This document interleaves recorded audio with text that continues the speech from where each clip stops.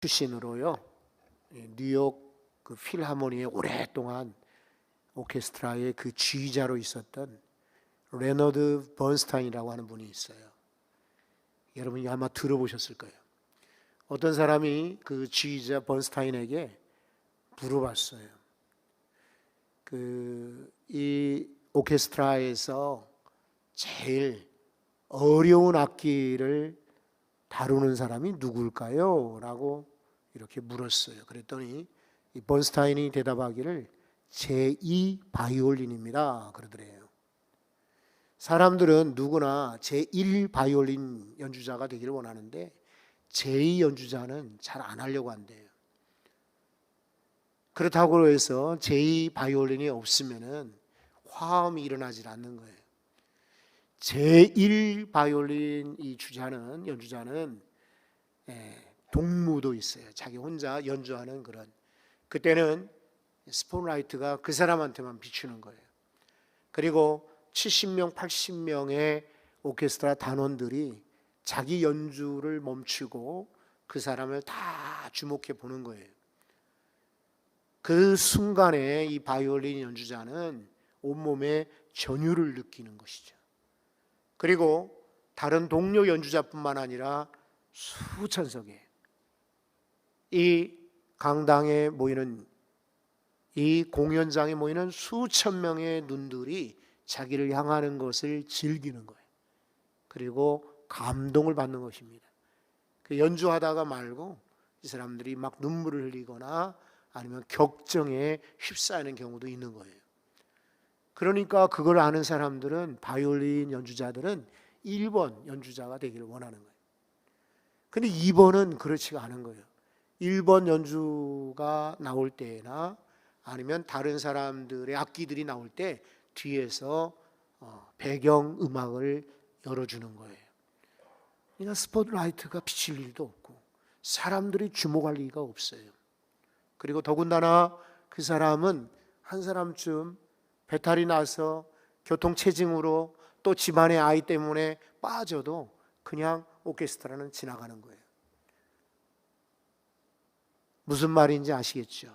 사람들은 이렇게 주목받기를 좋아해요. 원하고 즐겨합니다.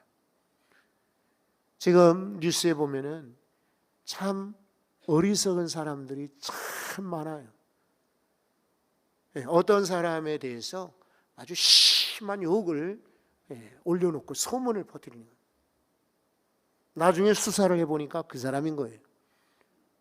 그래서 왜 이런 가짜 뉴스를 인터넷에 올렸느냐 그랬더니 관심 받고 싶어서요.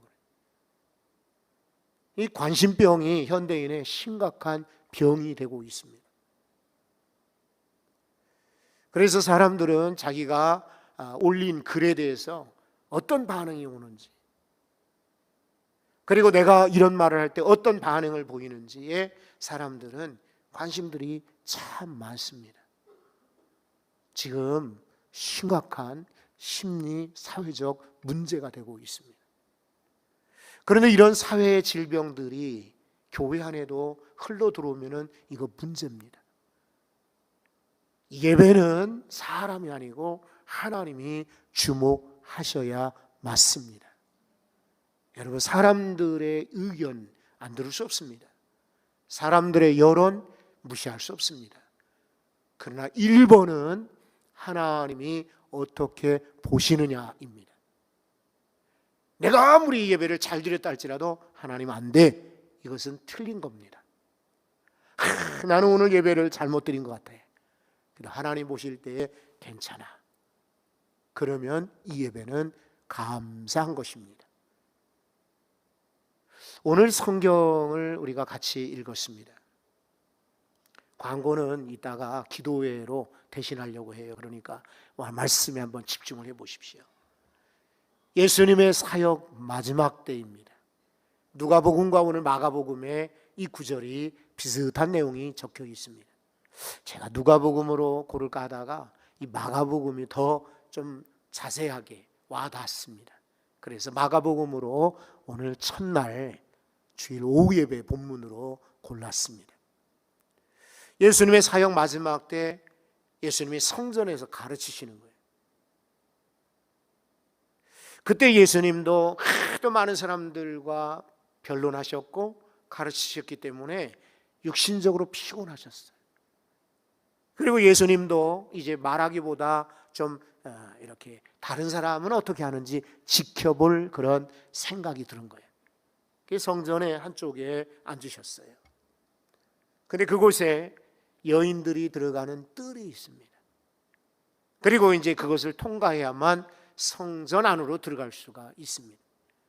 여인들은 이 내부 성전에 들어가지를 못했어요.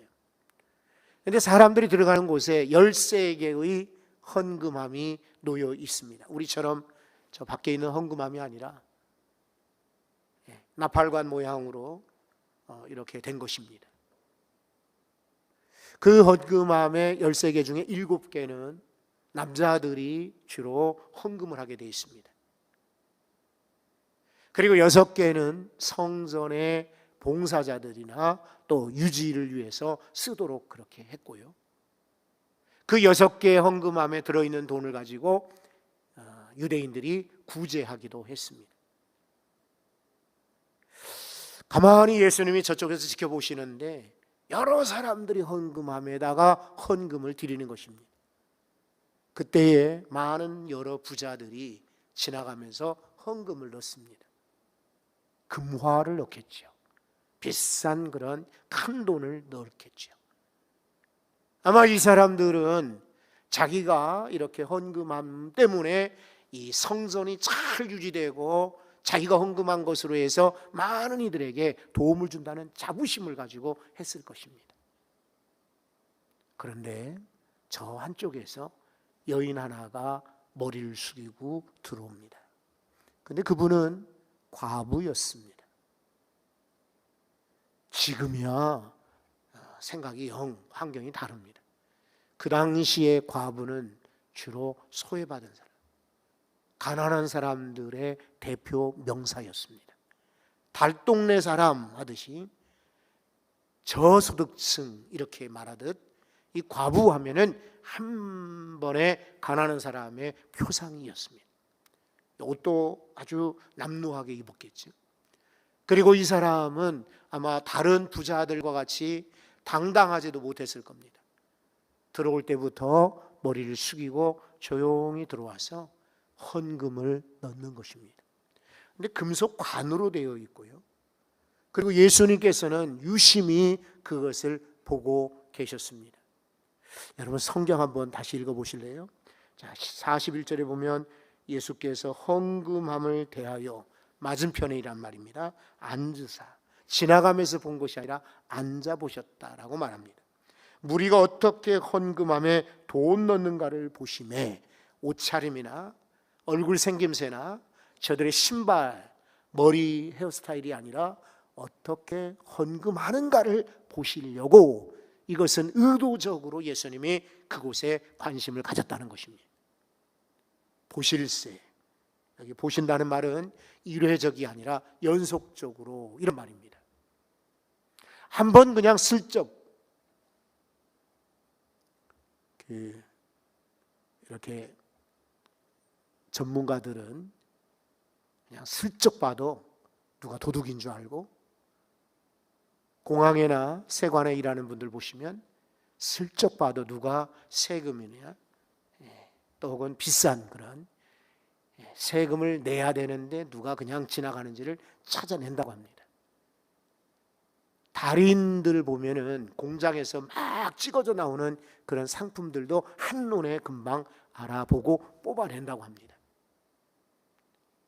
그런데 예수님은 그런 전문가적 시각에서 보는 것이 아니라 관심을 가지고 보실세, 일회적으로 보는 게 아니라 연속적으로 지금 보고 계시는 겁니다. 보신다. 관심을 가지고 그것 때문에 헌금함 앞에서 지켜보고 계시는 거예요. 그리고 관으로 통과하는 이 동전을 봤을 때에 동전의 크기나 소리를만 들어도 알 수가 있는 거예요. 2렙돈입니다. 이 헬라의 화폐로는 렙돈, 가장 작은 전입니다. 전. 원도 아니고 전. 즉 한 고드란트, 로마의 화폐로는 2분의 1이니까 두 개가 한 고드란트가 되는 거죠. 두 렙돈을 빠뜨리는 거예요. 거기다 넣는 거예요. 그런데 이 두 렙돈은 이거는 이 여인의 오늘 하루의 사실은 생활비였어요. 이거 넣고 나면은 먹을 것이 없어요. 예수님께서는 그것을 보셨던 거예요. 부자들이 헌금 넣는 것도 보시고 이 가난한 과부가 동전을 넣는 것도 보셨어요. 그러면서 42절에 보면은 이런 말씀을 하십니다. 43절에 예수께서 제자들을 불러다가 이르시되 내가 진실로 너희에게 이르노니 이 가난한 과부는 헌금함에 넣는 모든 사람보다 많이 넣었도다. 할렐루야. 여러분 이 성경을 잘 관찰해 보시기 바래요. 예수님은 바리새인이나 서기관이나 율법학자들에 대해서 매우 부정적이었습니다. 그리고 부자들에 대해서도 부정적이었어요. 그 앞에 보면은 이 부자들은 하나님 나라와 멀다라고 말씀하신 적이 있어요. 부자가 하늘나라 들어가는 것, 낙타가 바늘구멍으로 들어가는 것보다 힘들다 그러셨어요. 그러니까 얼마든지 이 부자들에 대한 그런 부정적인 의식을 예수님은 충분히 가지고 계세요. 그런데 제자들이 가르칠 때는 그런 부정적인 생각을 전하지 않았어요. 오히려 긍정적인 이야기. 결국은 따져보면 부자들에 대한 부정적인 이야기 아니냐 할지 모르지만은 예수님이 전파하고자 하는 것은 부자들이 인색하게 됐다 이거 아니었어요. 오히려 이 가난한 과부가 충분히 최대한 최선을 다하여 드렸다라고 가르치고 계십니다. 여러분 우리도 금년에 살면서 어려운 부분도 있고요. 틀린 것도 분명히 보이겠죠. 그리고 모자라는 거 보이고 아쉬운 거 보일 겁니다. 하지만 생각은 같대. 표현은 이왕이면은 더 긍정적인 것을 가르치고 전파하고 말할 수 있기를 바랍니다. 그러면서 44절에 여러분 이렇게 예수님이 말씀하시죠. 그들은 부자입니다. 그들은 다 풍족한 중에서 넣었지만은 이 과부는 그 가난한 중에서 여러분 그 풍족한 중, 그 가난한 중 이 말이 뭐냐면요. 부자는 늘 풍족하다는 겁니다. 그날만 풍족한 것이 아니라 늘 풍족하기 때문에 그 풍족한 중에서 이 과부는 그날만 없고 그날만 가난한 게 아니라 그 가난한 중, 이 말은 계속해서 가난하다는 말이에요. 그런데 자기의 모든 소유, 그날 가지고 있는 그날에 가지고 있는 생활비 전부를 넣었느니라. 여러분 누구를 더 칭찬하신 겁니까? 이 과부를 칭찬하십니다. 부자들을 책망하는 게 아니라 부자보다는 그래도 이 가난한 여자가 훨씬 더 헌신을 많이 했다라고 주님은 증거하고 계십니다. 그러면서 오늘 우리는 이 구절을 헌금 이야기로만 봐서는 안 돼요. 더 크게 예배의 모습으로 보셔야 돼요. 하나님이 주목하시는 예배, 예수님께서 칭찬하시는 예배. 서론에 말씀드렸잖아요. 예배는 우리가 하나님께 드리는 겁니다. 내 것이 아닙니다.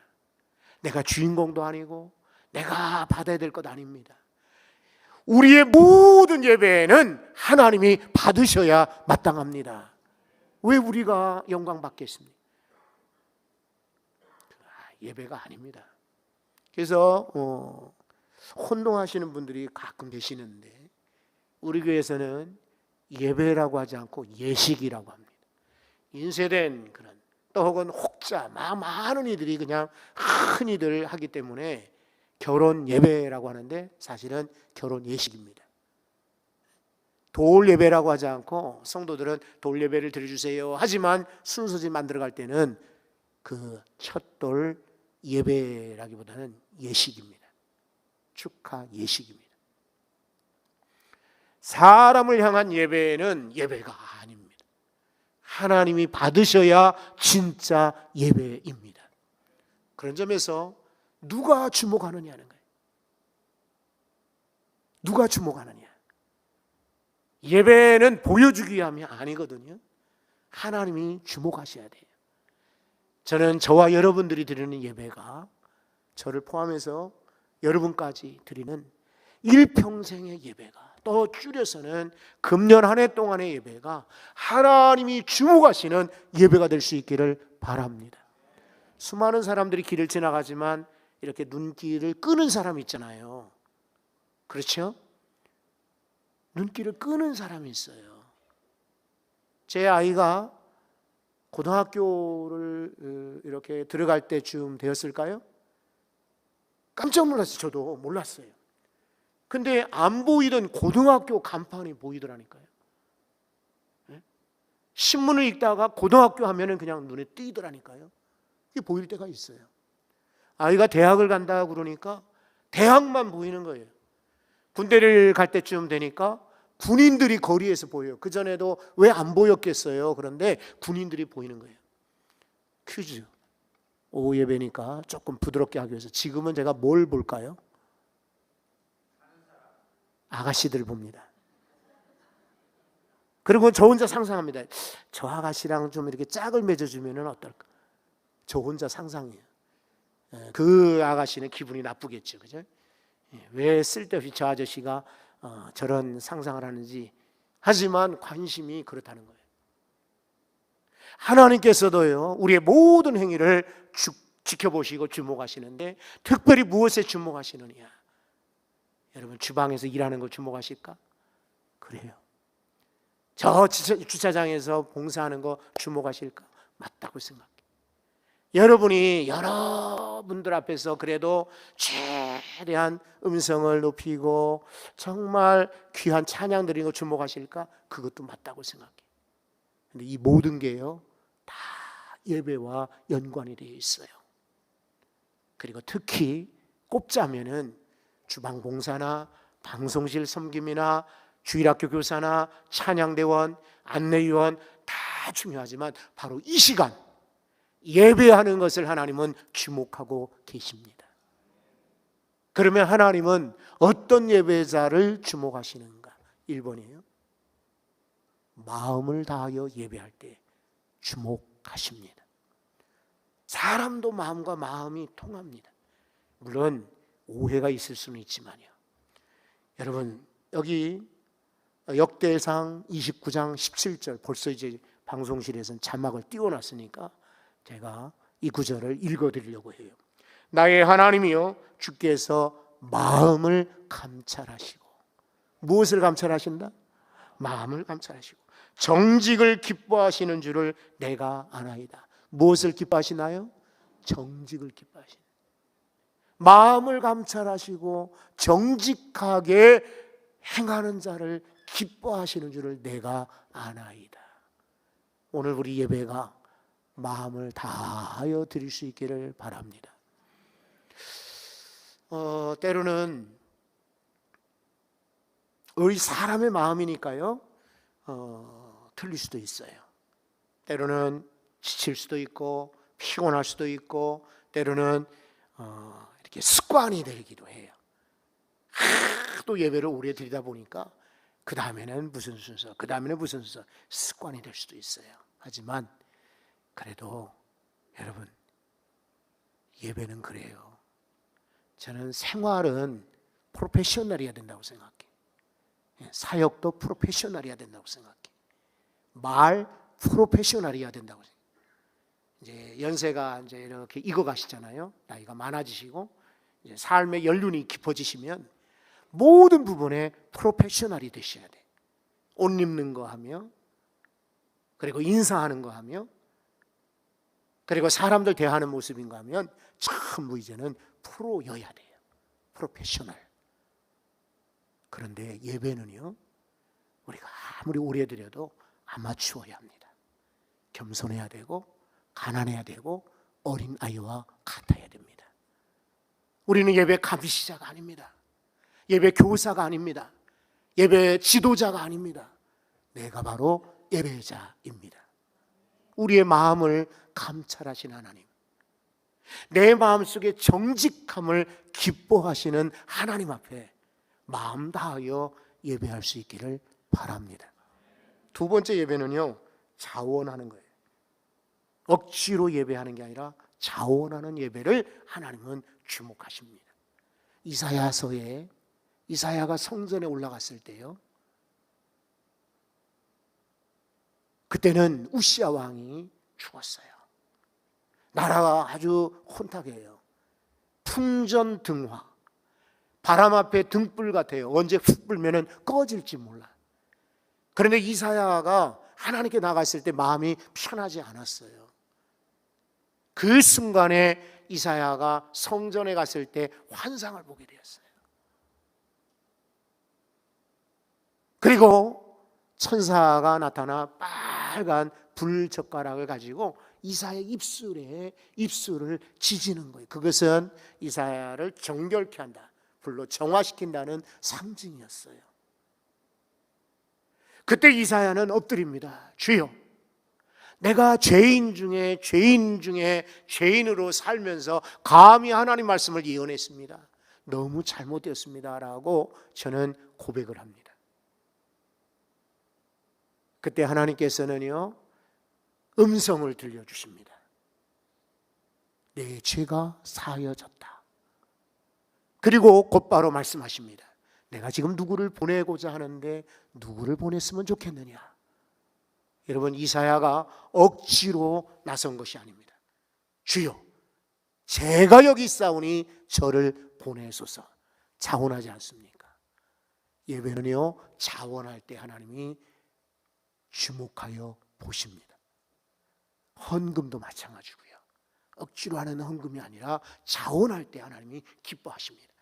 여기 성경의 고린도후서 8장 2절 3절입니다.